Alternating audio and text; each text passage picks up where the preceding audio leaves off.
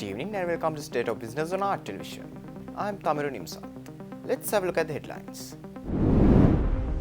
Export Development Board shares knowledge about EU regulations.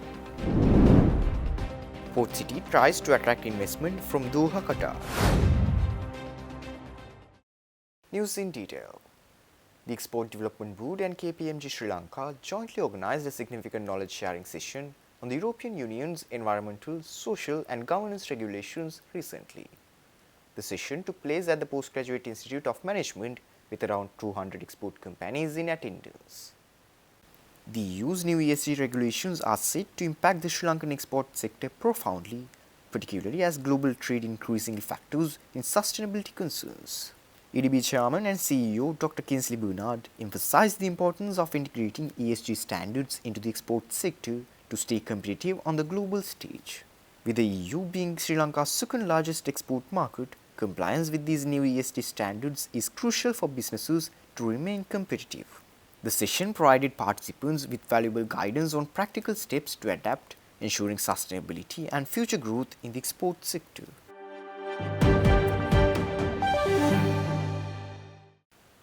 The Blue Flag Beach program, conducted by the Foundation for Environmental Education, was launched at an event held in Colombo recently. This program, which is supported by the Marine Environment Protection Authority since 2010, promotes water quality, environmental management, environmental education and safety. The program is currently being conducted in 47 countries and over 4,500 beaches, marinas and boats have this certification. The project is to be conducted with the support of the Ministry of Tourism and Land since 2023 December up to now. The national program for establishing Blue Flag beaches has been implemented by the Marine Environment Protection Authority under the Ministry of Urban Development Authority. Ministry of Tourism and Land and Marine Environment Protection Authority identified 33 beaches in the country to be developed as Blue Flag beaches. Marine Environment Protection Authority has taken the cabinet approval to act as the national operator of Blue Flag project of Sri Lanka, obtaining the affiliated membership of FAE. Speaking at the event, representative of FAE Dr. Sanskriti Menon said that the Blue Flag project will help local communities manage the environment better while promoting tourism as an economic activity. She added that many direct and indirect job opportunities such as waste management services, lifeguarding and transport will be created for local communities through this program. What have we gained with this? And the video was certainly right, and the copy was also right in saying that there are a lot of benefits. We have, of course, through our 13 sites, gained a lot of tourist footfalls. That's what we look for. We want to promote tourism as an economic activity, but it certainly means better environmental management for the local community. We are not just catering to tourists. It's not just Atithi Devo Bhava, that we welcome tourists as as gods, but the local community, the local children, the youth, women, everybody is very important, and this provides better services for all of us. Of course, it creates more jobs very directly because over 20 people or so could be employed directly providing, say, waste management services or the safety lifeguarding experiences, lifeguarding services at the site. But it also promotes jobs indirectly. There's ferrying to be done, transportation to be done. Of course, tourists want to do a lot more activities, and all of these create greater job opportunities for the community.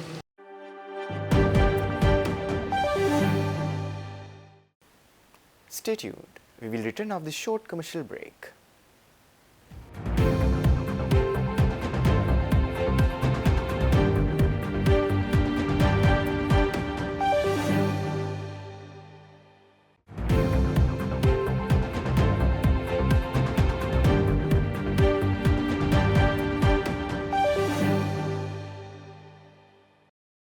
Welcome back after the break. Asante Group of companies officially launched its shipping and logistics integrated systems platform at an event held in Colombo recently. The event themed Joining Asante, Revolutionizing Logistics, the Future of Shipping and Logistics, saw the participation of partners and stakeholders of the shipping industry representing all sectors. Asante is a diversified group of companies based in both Colombo and Dubai. The launch of its shipping arm is done in partnership with the Dallas-based Office Automation Services Limited and other partners. The data security is one of the most important element we always cover. Since we are in a cloud era where all data is on the cloud, so we create a very high-end security process into our system where your data is fully secured. Only the person can see the data until unless they are having the access. For example, the freight forwarder who is handling that shipment, till the point shipment is open, they can access. Once the shipment is closed, they don't have any access. Similarly, your consignees can have access, but after a certain point, they don't have access. So it's all controlled till what point you want to give access to your service provider or your partners, and till which point you don't need to give access to them. And it's a complete China wall between the different freight forwarders. So one freight forwarder doing business, sending 5 other freight forwarders sending a quotation, they cannot see anyone else's data nor your other data.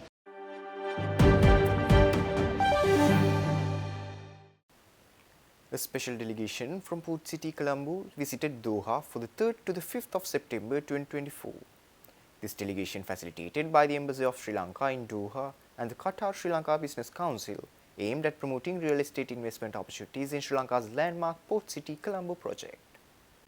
The delegation, led by Tien Zing, General Manager of Investment Promotion and Marketing, and Senior Manager R.C. Perumunegama, engaged in strategic discussions with several top real estate companies in Qatar.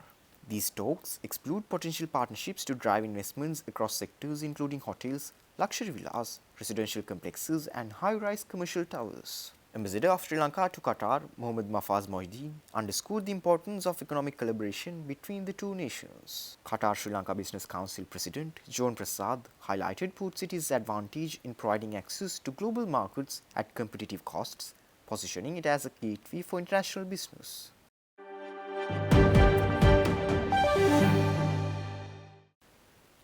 The Embassy of Sri Lanka in Stockholm hosted a reception for members of the Sweden-Sri Lanka Business Council, marking a significant step in fostering deeper business ties between the two nations recently. The event held at the embassy provided a unique platform for attendees to explore synergies, exchange ideas, and build valuable partnerships between Sweden and Sri Lanka. Sri Lankan Ambassador to Sweden, Kapila Fonseca, expressed gratitude to Secretary General of the Business Council, Leif Olsson, for the continued efforts to strengthen economic ties between the two countries. The ambassador invited participants to explore new opportunities, expressing confidence that the mutual respect and shared goals between Sri Lanka and Sweden would continue to lay the groundwork for greater collaboration. The reception offered an assortment of fine Ceylon teas and light refreshments to create an engaging environment for meaningful discussions and networking. This event is part of a larger series planned by the embassy to celebrate 75 years of diplomatic relations between Sri Lanka and Sweden.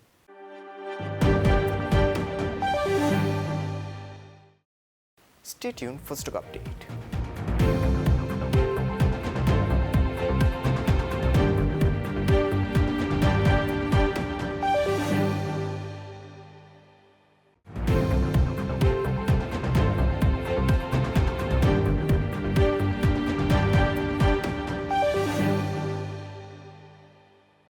Trading at Colombo Stock Exchange ended on positive notes today.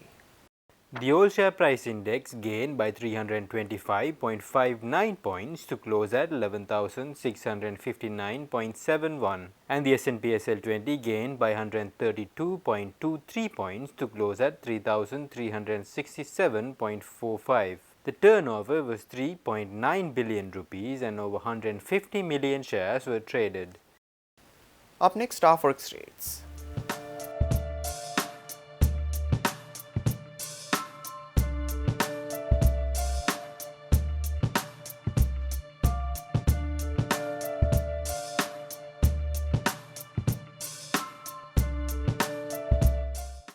That's all our news for today. For this and more, subscribe to our channel on YouTube and follow us on Facebook. Take care and good night.